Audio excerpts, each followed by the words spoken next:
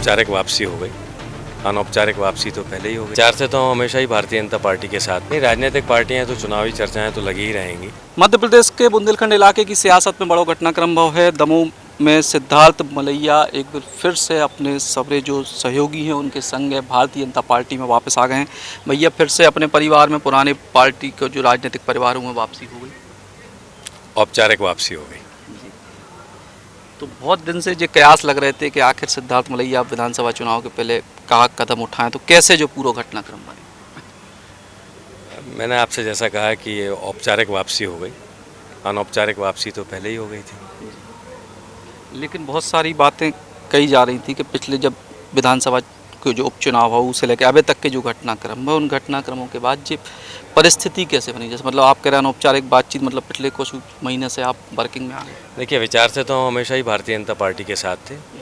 जो घटनाक्रम हुआ वो हो गया। औपचारिक रूप से पार्टी ने आज का समय दिया, हमें स्वीकार किया। चुनाव को लेकर भी बार बार बात कही जा रही है कि भैया विधानसभा का चुनाव कौन लड़ेगा, फिर से वही कसमकस एक बार फिर से। नहीं, राजनीतिक पार्टियां तो चुनावी चर्चाएं तो लगी ही रहेंगी। कौन लड़ेगा कौन नहीं लड़ेगा ये सब के निर्णय तो स्थिति और परिस्थितियों पर है। जो बेहतर होगा, जिसको पार्टी को उचित लगेगा वो लड़ेगा। आज आपकी पूरी टीम भी आई है साथ, तो एक बार अभी तो पूरी टीम नहीं हो पाई है क्योंकि ये औपचारिक, जैसा मैंने आपसे कहा, ये औपचारिकता है, इसलिए सिर्फ वही लोग आए जिनका निलंबन हुआ था और वापस से उन्होंने स्वीकार किया, रद्द किया और हमको लिया। बाकी और सारे साथी जो हैं वो जब पार्टी के बड़े अधिकारी दमोह आएंगे तो उन सब के साथ मिलके और सब लोग उसके साथ।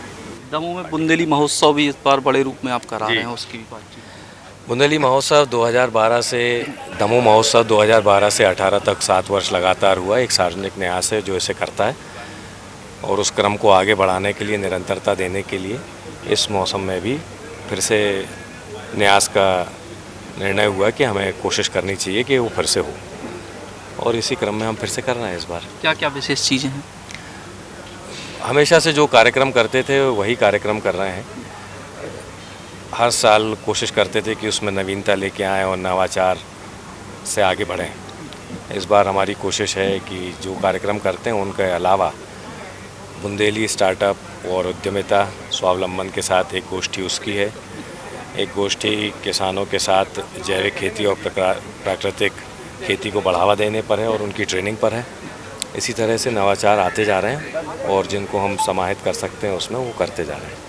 तो सिद्धार्थ मलैया भारतीय जनता पार्टी में एक बार फिर से वापस आ गए हैं और दमोह जिला की राजनीति और बुंदेलखंड की राजनीति में बड़ो घटनाक्रम है, और जो बड़ो घटनाक्रम हम इसे कह रहे हैं कि जो साइड इफेक्ट है या इफेक्ट है वे कछु दिनों बाद आपको राजनीति में देखने जरूर मिले। सचिन चौधरी, बुंदेली, बौछार के लिए। Eklavya University Damoh will guide you towards a bright future. 28 acres of lush green campus, largest campus of Bundelkhand, experienced and dedicated faculty. 50 future-ready courses taught in 12 different schools, separate courts and ground for sport, fully equipped lab and workshop, safe and fully equipped separate hostel for girls.